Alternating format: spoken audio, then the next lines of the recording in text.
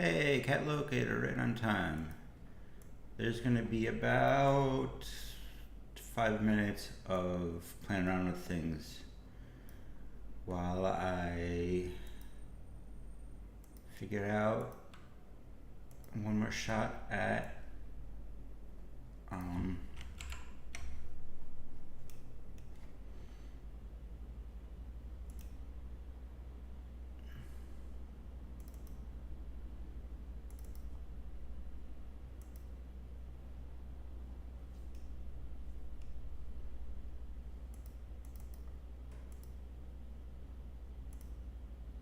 getting transparent backgrounds on chat, which would be nice.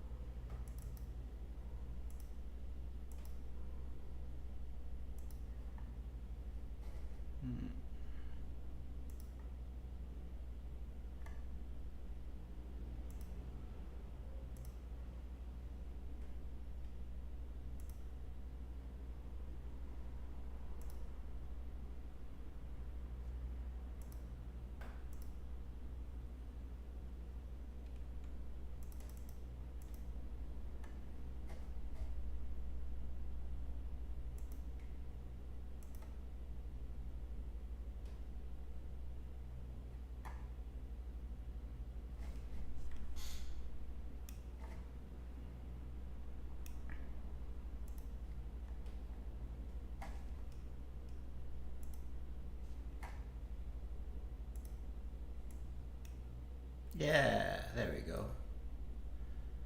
Make this a little bit bigger. Now we get transparent background chat. Very nice, very nice.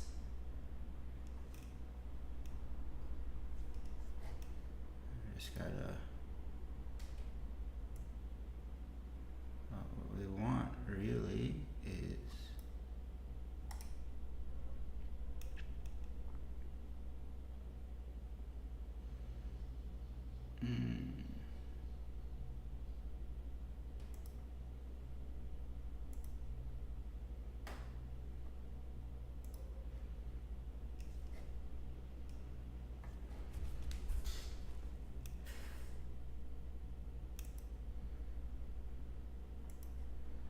I think now I want to add a crop.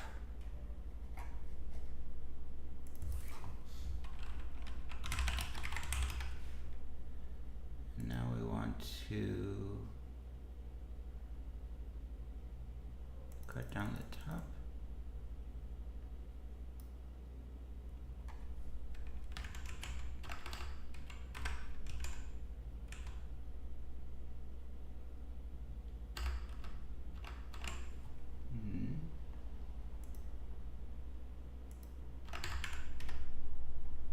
That didn't work at all.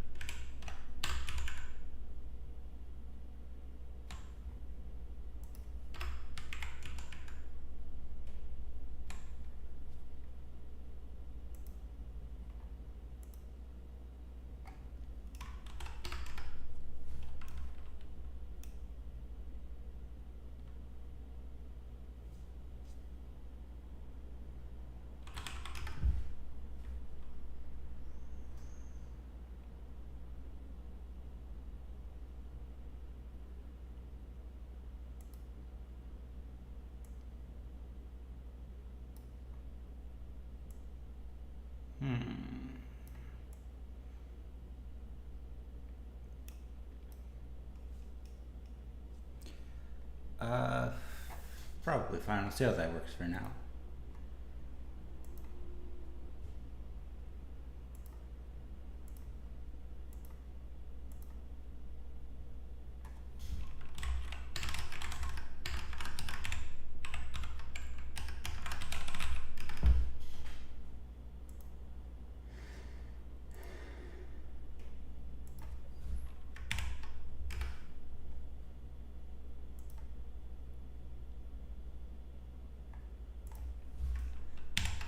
And now we get to see if any of the Kali stuff is actually streaming.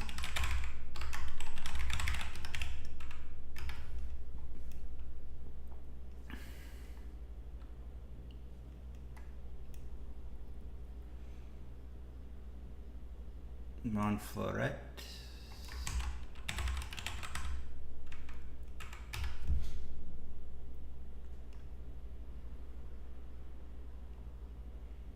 Shanghai, Seoul, Cali. Supposed to start now. Has obviously not actually started because, God forbid, the FIE stuff. Let's take a look at what happened in pools. And then we'll go back and see if the stream stuff started, and if not, we'll figure out something to do in the meantime.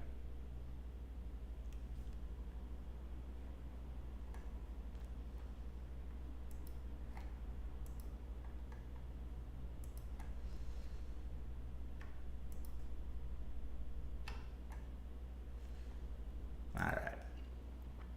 Smaller tournament this time around. Look, I found Jonathan Rodriguez. Just because Cali is awful to get to from Europe and points east of Europe. A little bit surprising here that Brochard took one off of Rodriguez. But other than that, pretty chalk. If you're not aware, the Egyptians all had to change their names because the names they used commonly are not the names on their passport, and the IOC wants them to use the names on their passport. So Yifan Lu, and I'm honestly not sure who this is, but whoever it is.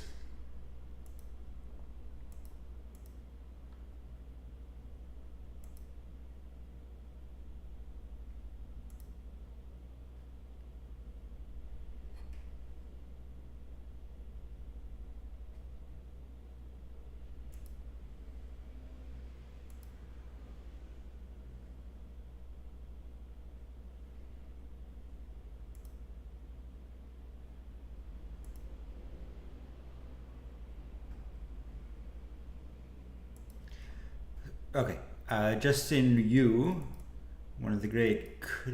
Why hasn't it even been a problem until now? Probably because they were not as dominant a force at the last Olympics, and the IOC didn't care. Or it was a problem and we just didn't notice, or the IOC didn't care back then. It's probably what it was. It's weird that the FIE has changed their internal naming to satisfy the IOC, but it is what it is. Okay, so can't see it on white backgrounds really.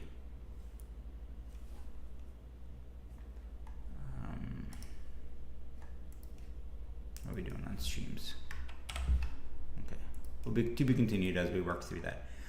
Simone Mancarello, oh man, we almost had the perfect triangle here. With all the losses on one side and all the wins on the other. Simone Mancarelli dropping one close one to Jong Se-yoon, who I guess is the new generation of Korean killers. Other than that, pretty chalk. Skylar Livrand, very good young fencer from the States. Middleton, 3-3, a little bit surprising. Fong is very good, but I don't know who the other two are. Calderon, 4-2, normal. Jesus Limardo, 3-3, surprising. But I guess he's got his Olympic berth, so he doesn't really care. Cuomo, 5-1. Teddy Lombardo, 4-2. Sharlaimov, who is big, but like what surprises me the most is that his hand is so fast. Ariel Simmons, 3-3. The other Rodriguez, Michael Cooper. Rafael Tulin, younger brother of Tristan, who just got his ticket. Francisco Leonardo, 4-2. Anything surprising? Tristan Chapari, who's been very good since juniors. He's probably still in juniors. Oleg Nish, the Russian who came over before the war started, as opposed to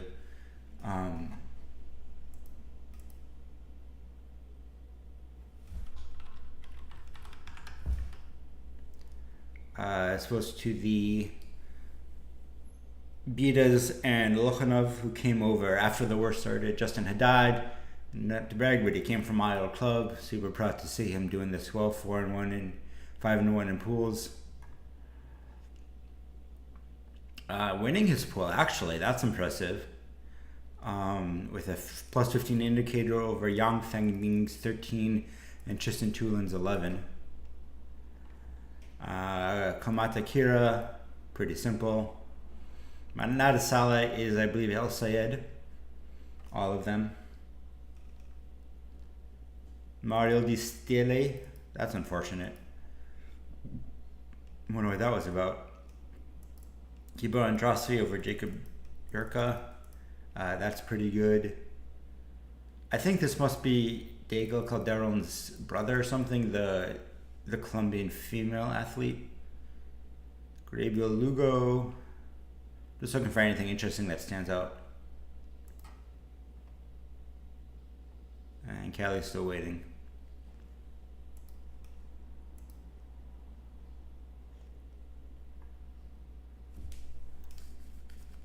Bit of a smaller tournament, but nowadays even the small tournaments are just absolute killers. Paganelli 6-0. Another almost perfect diagonal. Patrick Jurgensen. Nick Lawson is surprising 2-4, but this is a hard pool. Shao Ribo is good. Gaetani is good. Jurgensen is good. And I don't know who the other two are. Gunnar Krasvek. Surprising victory there. Amari Smoke, kind of one of the classic funky fencers from Peter Westbrook. Kevin Wong, very good. How many pools are there? 21 pools. Anybody else good? Sam Imrick, 5-1. That looks like an easier pool. With Sam Elcord, Felipe Frazao, probably fences like his brother, hopefully, because that'd be fun. That would be, if he does fence like his brother, and watching him and Imrick is about what's unfortunate we didn't get. Gabriel Cimini, 5-2. Isaac Dorati from Panama, going 5-1. I don't think I've ever seen a Panamanian fencer before. Taipei, also very good. See if we see any notable upsets.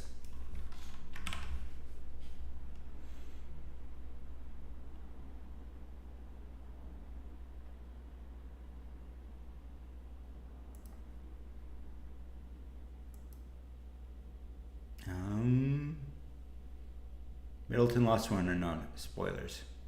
Park Sang-young did not well in pools considering. Important withdrew and then took up Jacob Jerkin. That's kind of surprising. Park's very, very good, obviously, but old. Yeah, so here we see Middleton 15-14 versus Michaler. On the other hand, Michaler's 16th out of pools. And he took out... No, it's not a spoil. I'm just messing with you. He took out Gabriel Lugo, which is a pretty impressive bout. Lost 5-0, which is surprising, but he took out Santarelli. So it's definitely an upset, but it's also definitely this dude's day to shine.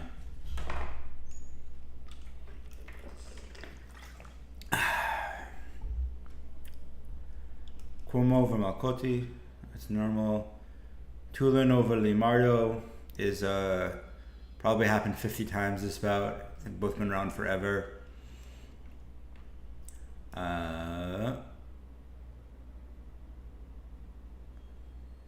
Okay, so Shauribo going pretty well. Bayard over Alegre is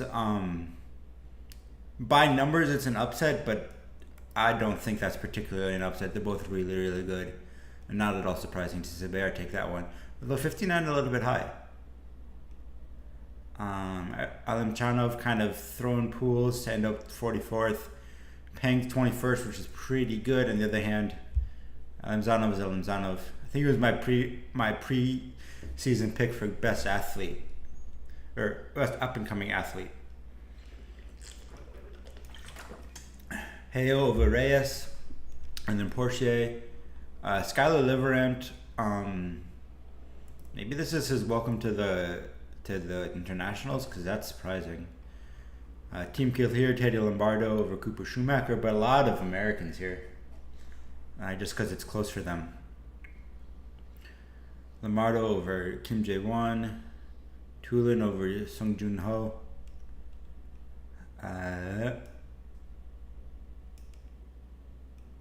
Nunes over Frazao, Son over Nunes, Calderon. Wow, 15-5. Gitani just totally took him apart. Mahmoud Nadasala is the less good El Sayed brother, and Santarelli takes full advantage and just whomps him. Emmerich team kills you 15-3. That's awful. That's rough.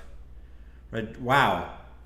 You don't usually see this. Normally it's even the 128, the P120, and the P64 are less one-sided than this.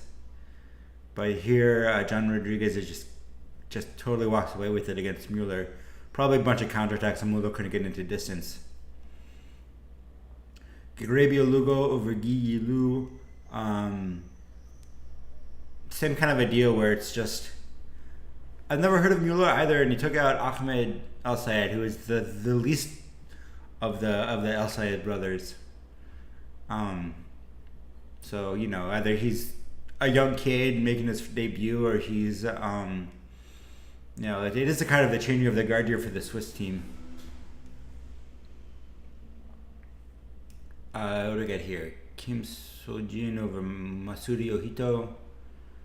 Jung Sayun, Kentaro Murayama. I don't really know these people. Well, I think this is one of the new Koreans. It must be. Yuhan over Matsumoto. That one looks kind of surprising by the tape. Balker over Grunhauser. Rubez over Sertai. I follow Sertai on Instagram. He's fun. He does cool things. Nagy over Casillo Gutierrez. Flavio Gianotte over Isaac Dorati, who I've never heard of, but first Panamanian fencer to make that I've ever heard of, certainly making the cut, so good for him. Nashat over Butticino, that's pretty surprising. Oleg Nish over Michael Cooper. That's surprising to me, but I don't really know Oleg at all. Howery over Kendrick John Joseph, who I think has had his time in the sun, and he's made it as high as he's made it, and that's kind of it. Today we have Davide Diviroli over Mahmoud Nashat, Charlemov over Frazao. This is going to be interesting. Shamarn's really big and Frazao is really twitchy, so this could be worth watching. As always, if you're here, chime in if there's a specific bout you want to see.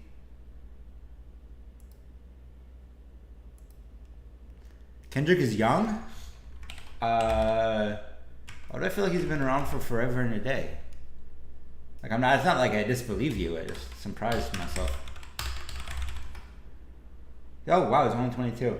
Okay, 125th in the world, only 22. He'll be around. As the current French team, the French team's already pretty young, so one of those really good fencers who just can't quite make it. Kamata Balsar, Freilich Rubes, Rodriguez Rochard, Zanov, Cerclosi.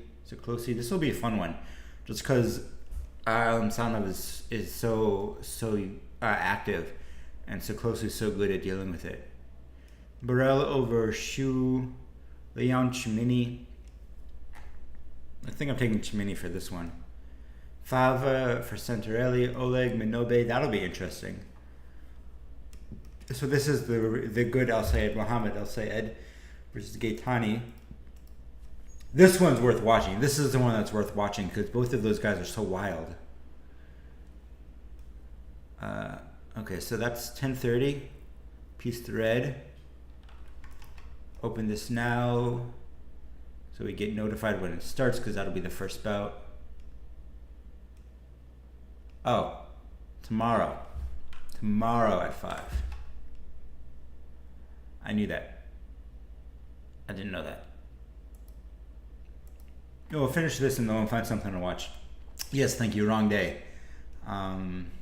Is Saul going on today? Probably the same deal.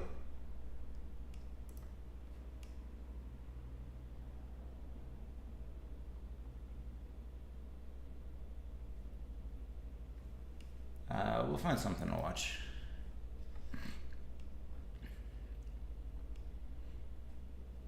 Flavio over Kurbanov, Nagy, Elcord. Flavio over Kurbanov? Why do I think that? Honestly, I've seen Flavio's name come around, but I don't think I've ever seen him fence. So this would be a fun one to watch too. Fortunately, I have practice tomorrow. Cali, is there no Saul? Soul. Okay, so that's not even live till the 6th. Sapari, Imrek. If they both win. If anybody knows how to beat Imrek though, it's going to be Tristan Sapari. Just because he's seen him they've grown up together fencing. Martinez going to take out Lugo. It's going to be pretty chalk. Nicer over Lamardo, probably. Piatti over Lee. That'll be interesting. This is going to be fun. Because Parker's obviously on the downswing, but I assume he's just as smart as ever. And Koch does not prevent an athletic challenge to his opponents. So if you're looking for an upset, this one's going to be really interesting to watch.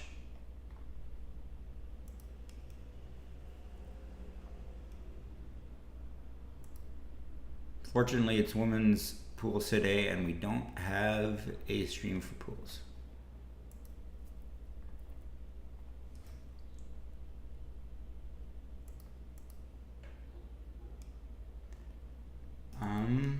I'm not sure what to do. What do we want to do, guys?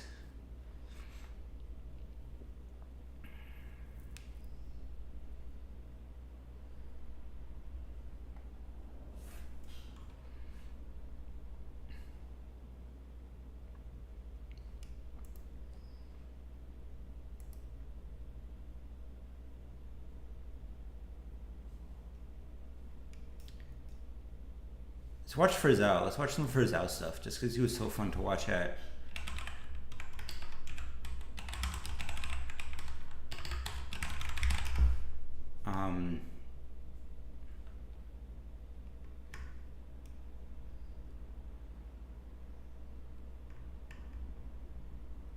Oh, this will be good. Let's watch a few of these.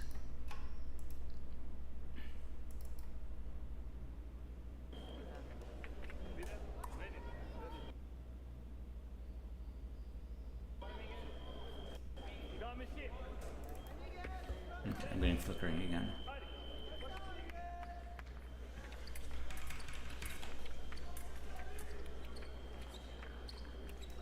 Yeah, we'll definitely do the Tulin Frazao matchup too. Hang on a tick while I set this up right.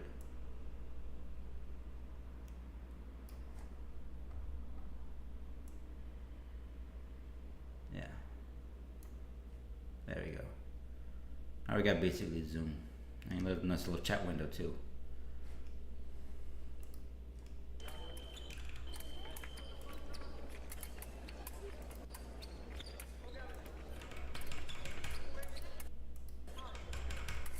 Okay, so what do we see here? We got that classic hunched over thing from Frazao, which is like the whole body's tilted at the hips. Ooh, that was nice. Poke, poke, poke. Not as wild with it as Imrek is, but it's the same idea. And he's a lot less active with his feet.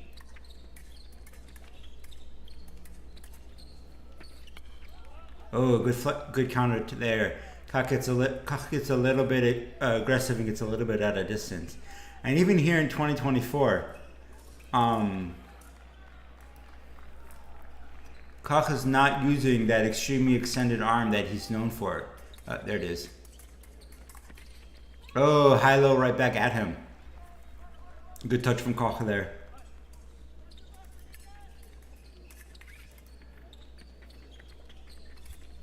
Poke, poke. So he's not keeping his arm out as much as we used to see him at like World Championships. It's out. But maybe he's so scared of Frazao's counterattacks. Great for there.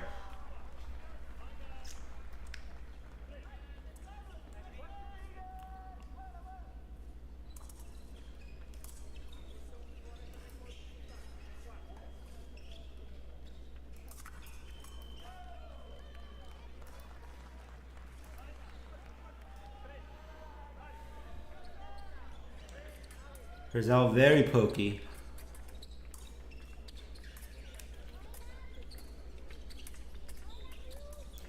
So how does this match up stylistically? Let's think. Frazao, a very hidden hand that is very quick at getting in and out, versus Kok's very extended hand that he's very good at pulling back with.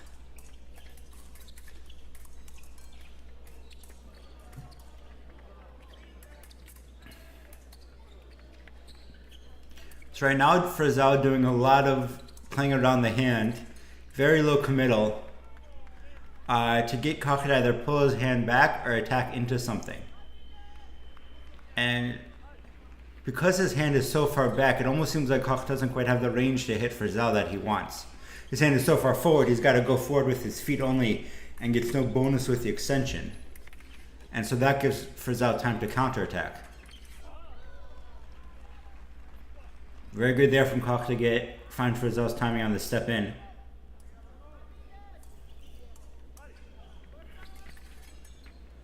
Immediate attack off the line from Kok.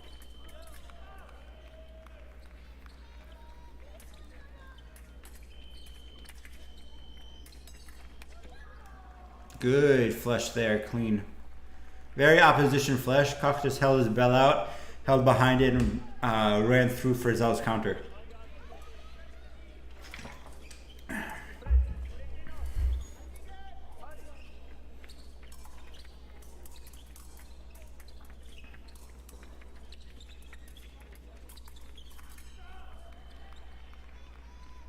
You see Kok holding his arm back and then extends it out when he wants to start pressuring. But keeping it mostly back now.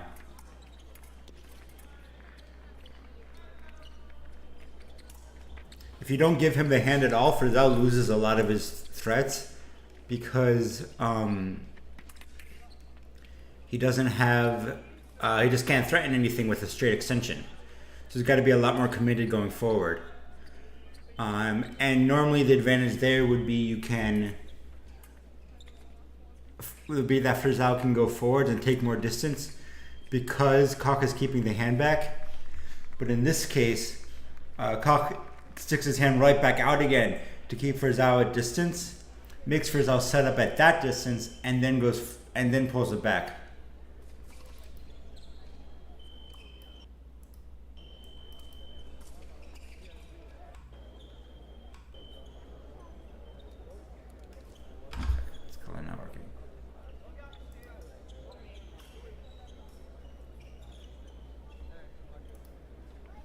Okay. So Kok is probably going to keep doing that to get Frazao off balance and then look for his opportunities for the straight flush working off of that. Frazao is going to need to hold to be able to claim more distance. He's got to get into range of Koch and do something there. And find a way to deal with just the occasional hand threat.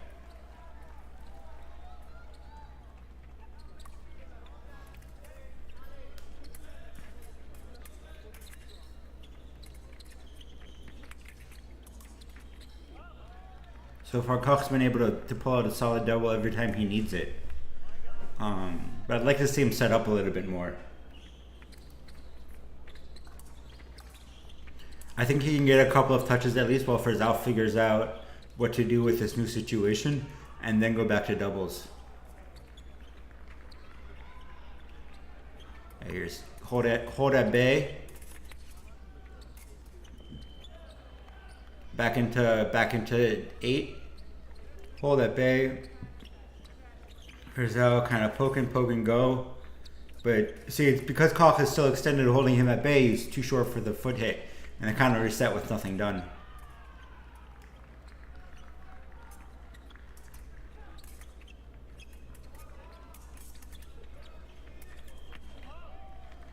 Double again. Koch wanted the 8 but didn't quite get around in time.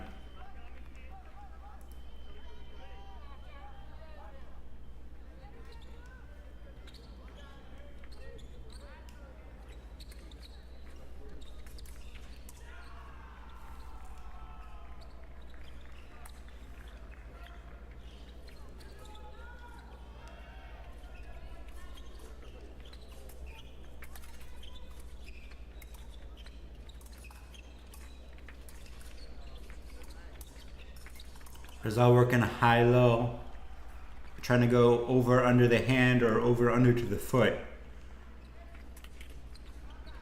but just can't get the range in. I think he hit, but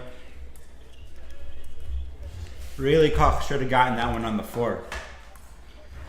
Had the right idea, but yeah, okay, off target hit.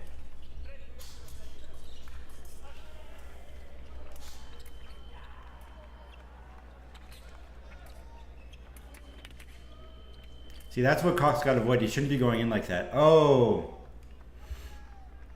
Good final flush from Frazao. Koch started losing his patience, I think, and looking for the hit there.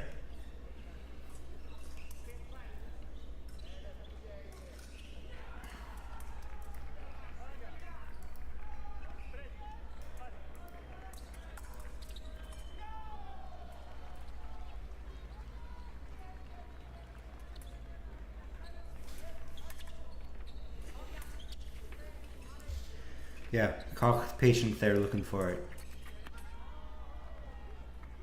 But does not. So Frazao has now entirely ignored the hand, and now every time Koch extends it, he's taking that as an invitation to flush. Which is a really good way of dealing with it. Because Koch's game plan with an extended hand largely revolves around being able to pull it back. And when he's extending it, he can't also pull it back. So it's a very good timing on Frazao to flush into that. Whiff, whiff, whiff, whiff, whiff. Ooh, good one there from Koch.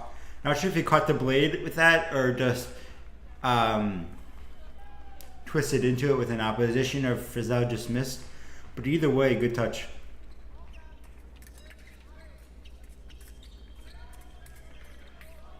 Yeah, too easy there. Frazao let him get a little bit too confident. It's got to be into the extending arm, not the extended arm here.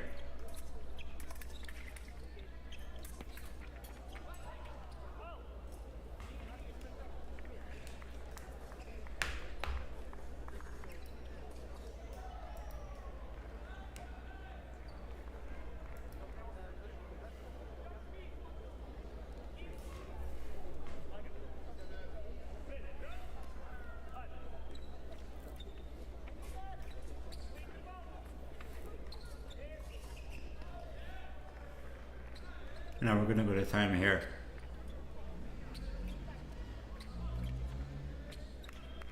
The screen is frozen?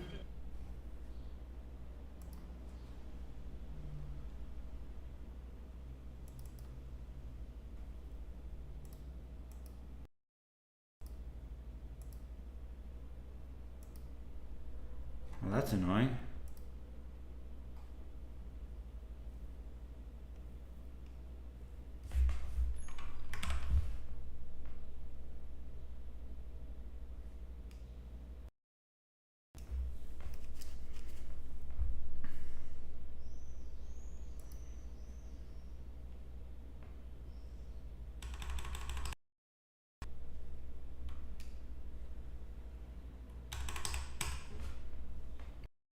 Back.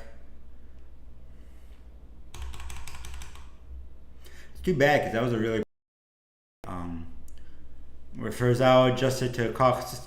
So what happened there basically? Koch started using his extended arm to keep Frazao away. Frazao solved it by flushing into the extending arm, and then Koch solved it back by just leaving his arm out, and then Frazao kept flushing into it anyway. But there's a 10th one there.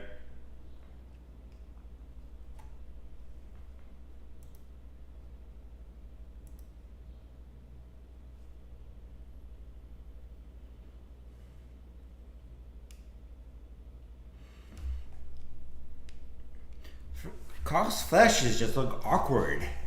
He's like leaning into it and sort of hopping his way down the strip. He's not. His flush isn't a flush for the distance he's flushing at. It's a flush for closer. Oh, good counter. Another one where Frazao flushing into it, but this time Koch leaves his arm out.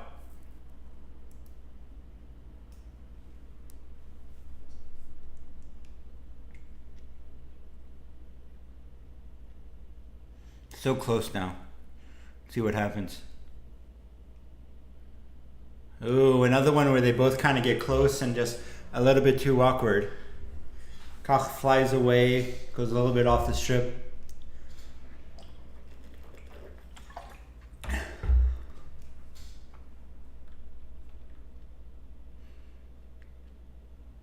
Push, push, push. Frazao comes in with his arm back looking for something. Koch sees it. Fast drop to the foot. Well done.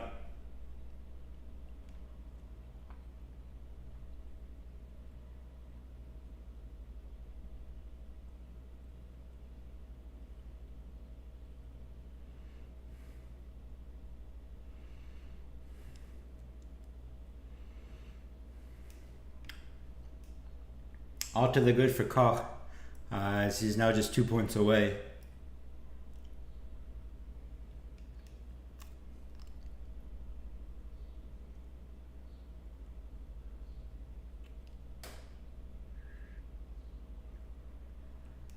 Yeah, I didn't see that one coming. Koch didn't see that one coming. Frazao pulling out his one-time card.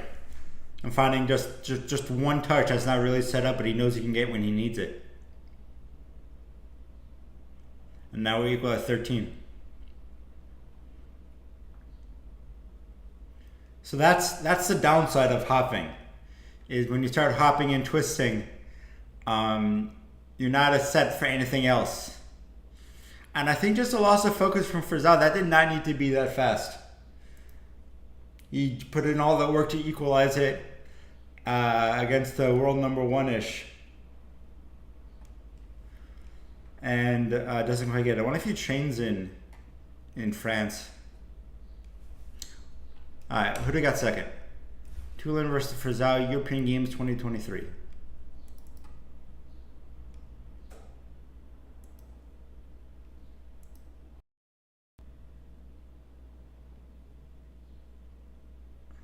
This is good. Now we got the front sides of both of them facing.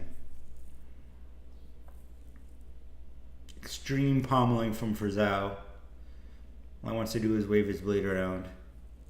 Tulin, in contrast to Koch, very arm back. I think we saw this in the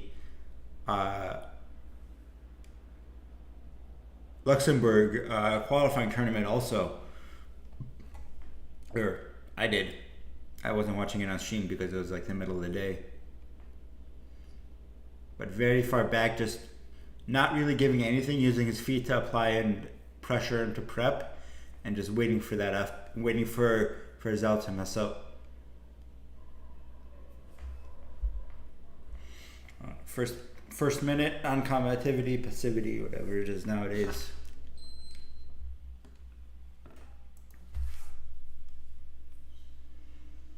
Yep, just find the timing.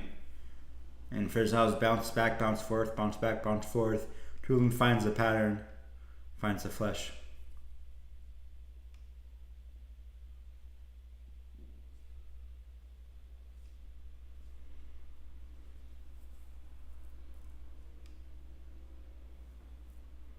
I'm annoyed there's no Cali now. I was really looking forward to it.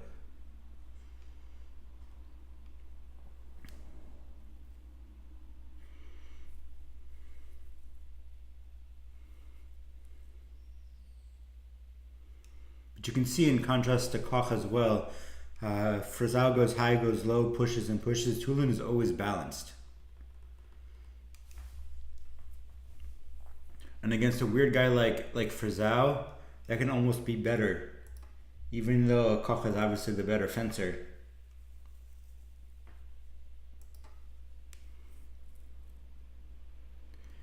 Just because it, you know, your basics are there to punish anything weird.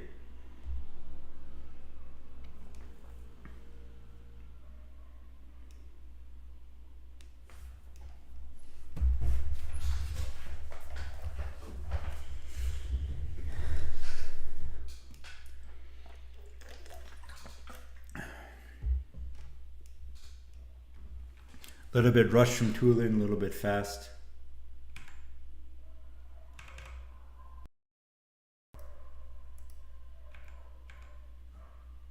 I don't know why we didn't get sound there.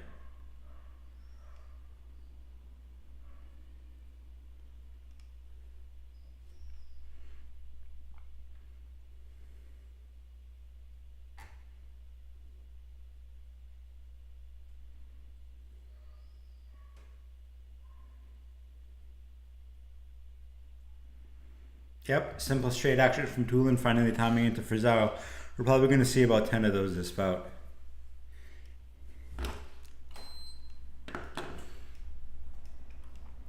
I'm interested to see what the one, like if Frazao wins this, I'll be very interested to see how he does it.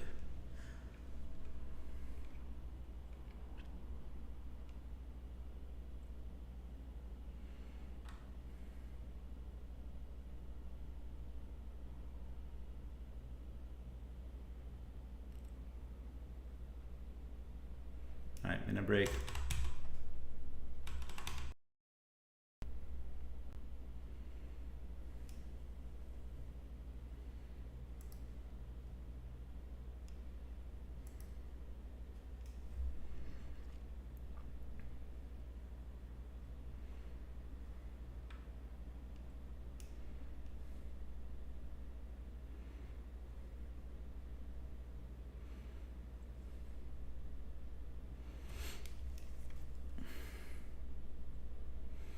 While we kind of wait around for something to happen here, Tulin finds a really good timing there for a 2 take into an infighting touch.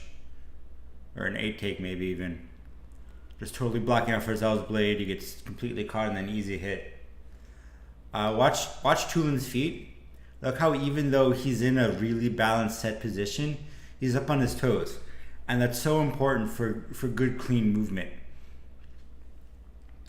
It happens, it's talked about more in other sports. I've never really heard it talked about in fencing. But there's a reason that you hear people getting knocked back on their heels as a euphemism for being taken out of position. Because you just move much better when you're on your toes. And it's just a little bit, it's just a tiny bit. But you can see his front heel is never quite on the ground, or only on the ground briefly, and is always last down. Wow, 5 attempts and he can't get it. That was another really good one.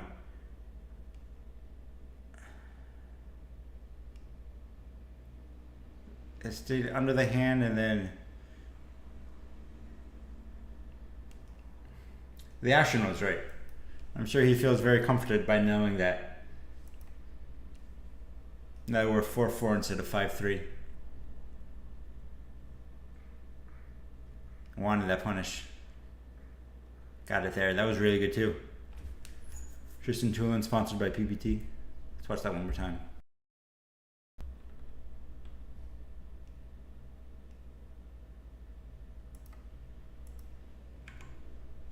Why do you always lose sound? I think my computer's just dying.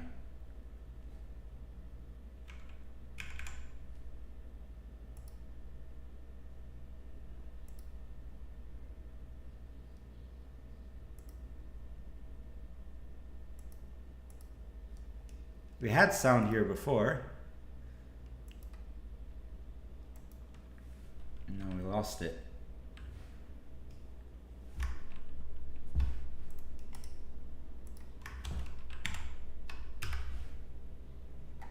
Try to refresh and then we won't play around with it anymore. No. There we go. I just had not good luck with YouTube generally anyway. Random dyings and things. Google keeps firing all the good engineers.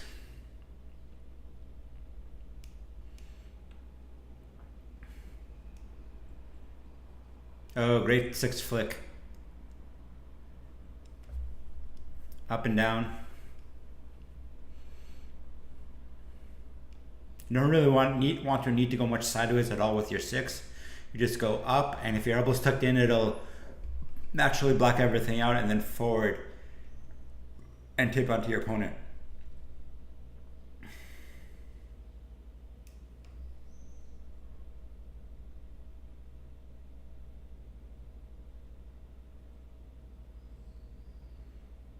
I took 8 into Frazao's jump in, and then cleared his blade and went to hit, but he hit on the 8 because Frazao jumped so far in.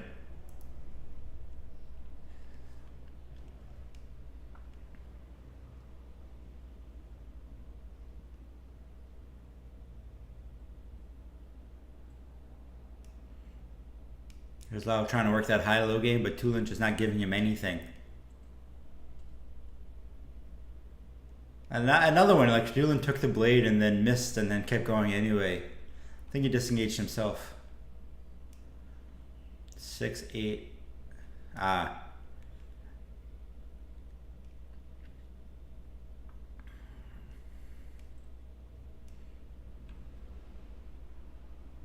Tulin working really hard for his touches and not kind of getting lucky on most of them.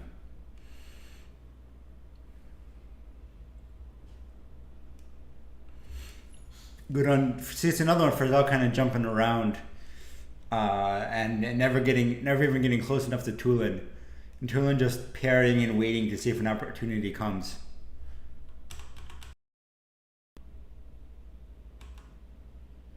We weren't gonna do that, but it worked out.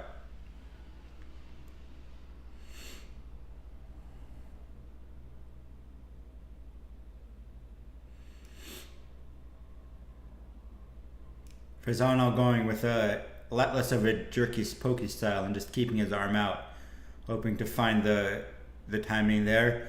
Drawing out one of the big parries from Tulin. So Frazao's looking to draw one of the big parries from Tulin with his arm already extended, so you can do good disengages without over closing the distance.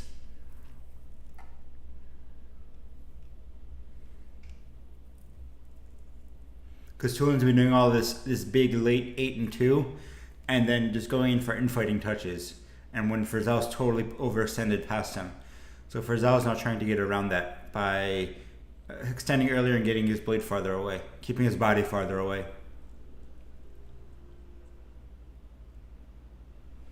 It's working okay in the sense that he's getting doubles out of it, whereas before he was fighting for anything.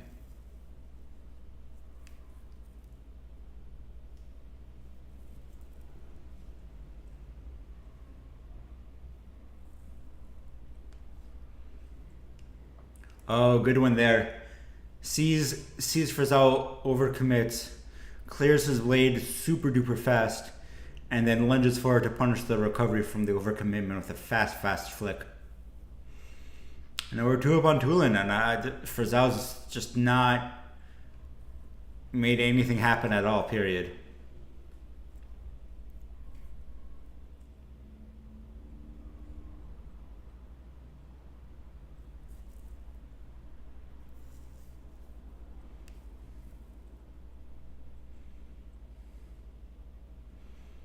Yep. Frazao can't do anything unless Tulin gives him an opportunity. Tulin really, really good at making sure he only gives opportunities when he's in the lead. When he's got the advantageous situation, I should say.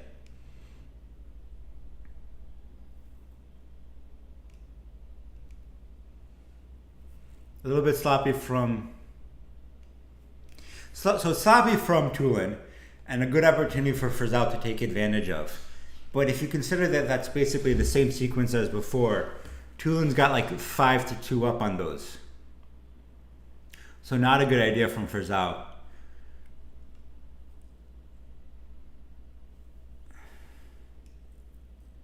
Good one there.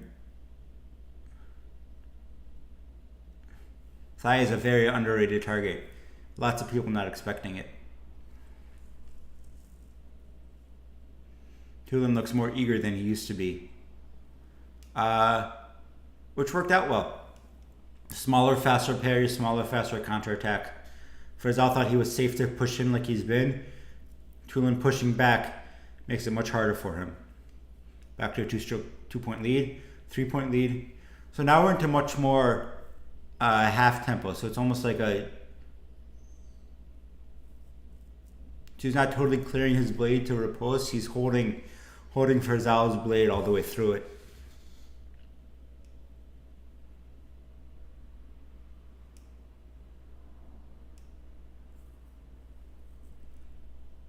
Ooh, I would give that. Frazao's causing the core. And that's Tulin's first response. But I guess Tulin doesn't want to bother.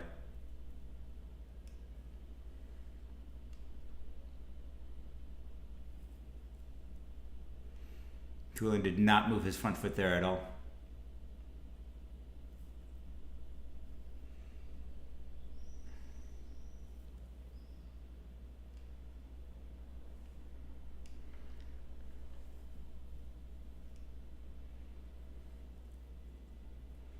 Yeah, 15.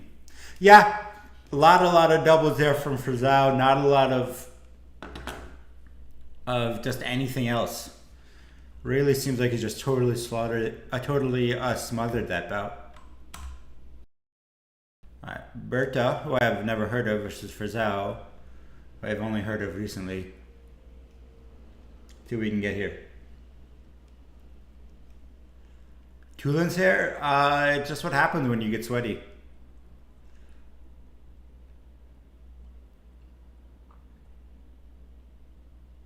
Berta, very classical looking.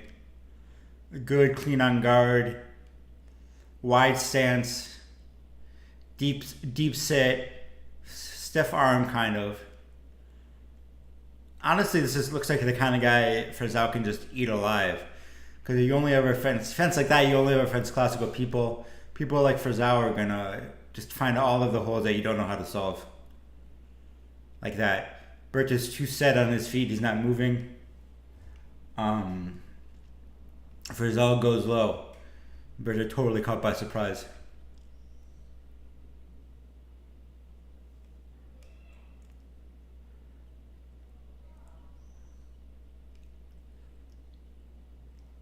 Half uncommitted attack. Berta takes the blade in 4 and is slow going forward. He's not moving fast. And so he just loses all these opportunities. And Frazao's doing lots and lots of quick stuff. And so he hits and Berta's still kind of making his way down, and then Frazao parries and tries and misses, and Berta's trying something else but still hasn't finished his action. Just too slow.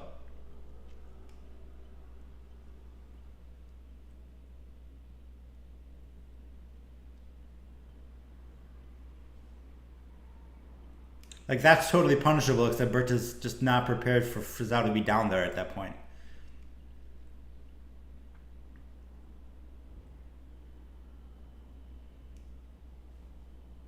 Good one there from him. Frazao being a little bit too fancy.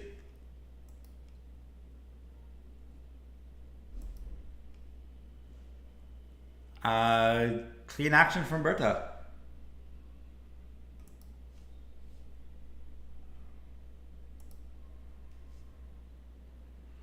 Frazao got to be a little bit more safe with his actions, just in terms of setting them up better and playing with the distance a little more. When he just goes straight, Berta's more ready for it.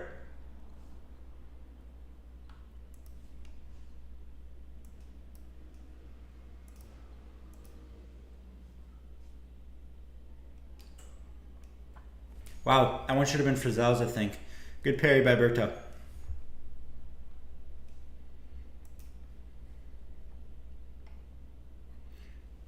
Feeling a little bit city now, talking about how easy Frazao's going to have it when Berta's got him. 3-2 already. But still, Berta is a very conservative play style. Not pushing a lot, not looking for a lot, kind of waiting to punish Frazao's mistakes.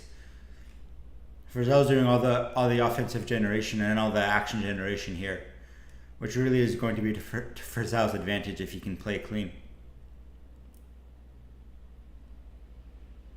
Like that.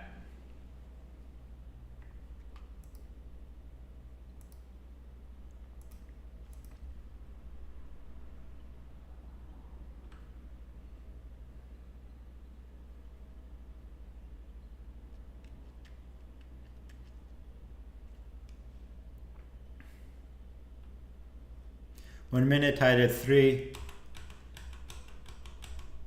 Berta kind of playing the stone, Frazao playing the wave. And we'll see what happens.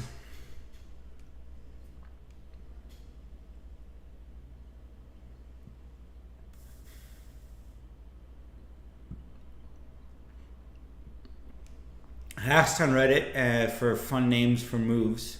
Oh, offense here. Berta sees that Frazao can't go backwards easily. Goes 1, goes 2. Really good touch to break the tie.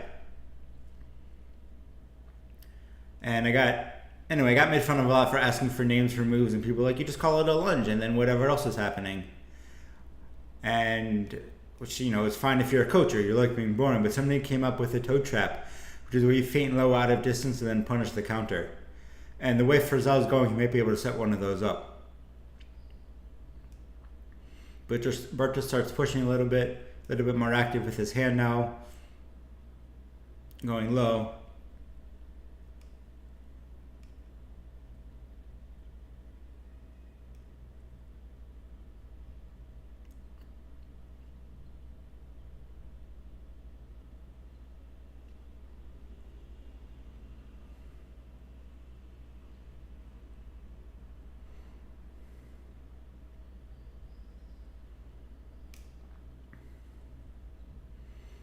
Frazao's keeping his balance better now.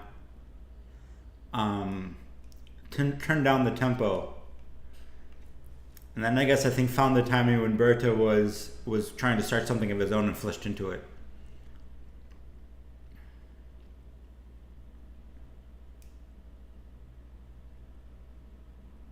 Ooh, almost exactly what I was talking about, the toe trap. Frazao goes high, goes low. But can't get his point on quite in time, and Berta finishes anyway.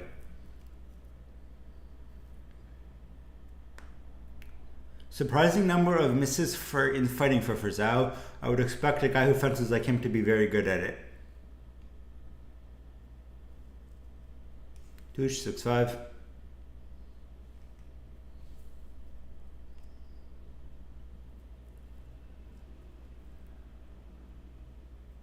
Ooh. Berta knows he missed that one. Frazao was going for the foot for real, totally whiffed, and somehow Berta manages to whiff his touch as well, which I think was supposed to be a back flick, and he just didn't quite get enough bend on the blade.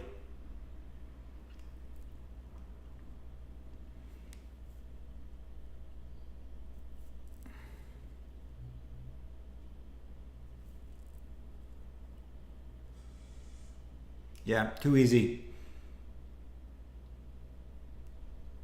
Frazao trying some kind of a drawer pull variant where he comes in, pulls his arm back, goes forward again, but Berta is very counterattacking, not very parry.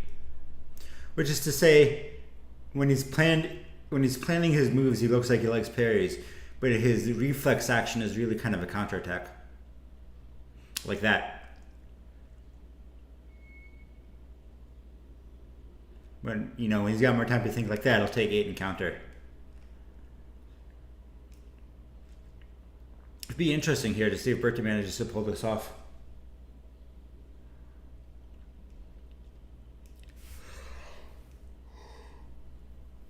Oh, tired. Long day.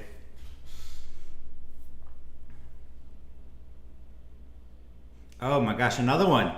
Frazao's point control is surprisingly bad for someone who's as good as he is and who gets into the worst situations that he does. That's the kind of touch I'd expect him especially to get 10 out of 10 times.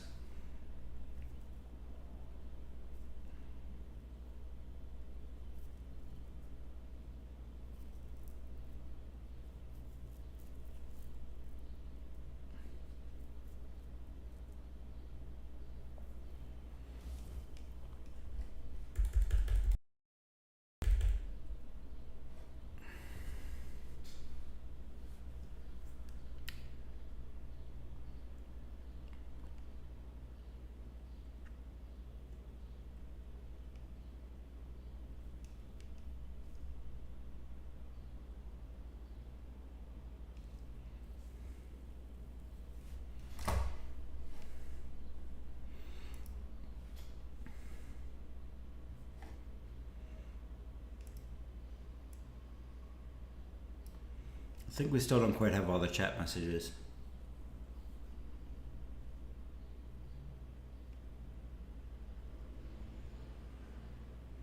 Double there, but that's not good for Frazao, except that it pushes off the non-combativity. But I don't think we were ever really in danger of that anyway.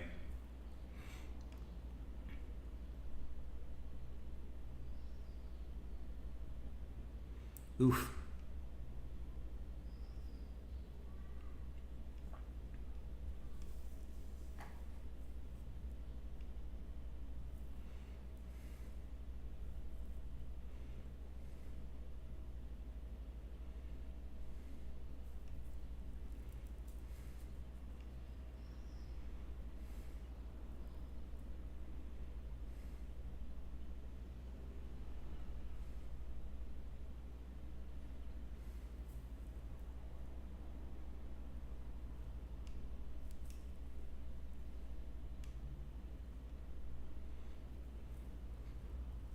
Big touch here for Frazao. He's got to spend his time making it up. See, I knew that would happen, right? Like nothing was happening, and I was sitting here quietly. And as soon as I start talking, something happens. 12-8, and now this really is a big touch because 12-9 is doable. 13-8 is not.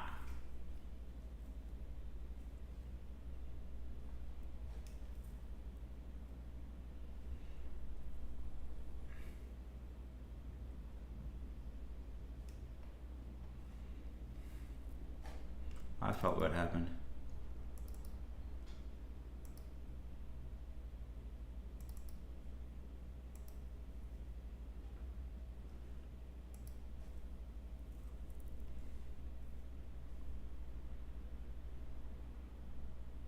Okay, so we definitely don't have all the chat messages, but it's a work in progress.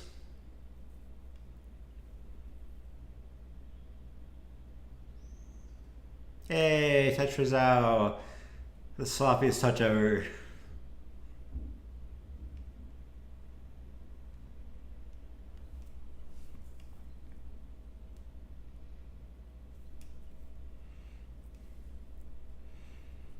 Now he just... Now this is where Berta's solid skill base really shines. Because Frazao's got to push. And if Berta can just hold his ground and wait for his opportunities, he's going to get a lot of doubles.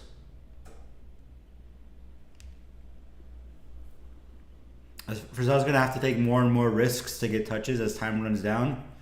And if Berta would just hold still and give Frazao a chance to mess up, he'd do a lot better.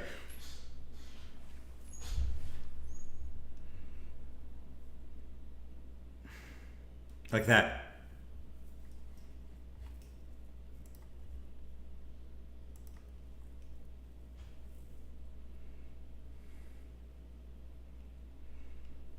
Like that. Yep. All right. Ended up not being very good bouts for Frazao altogether, but still interesting and worth watching. I was going to do Cali today. That's obviously not happening. Hopefully, you'll be able to do it next week. But in the meantime, thanks for watching, and I'll see you guys next time I stream.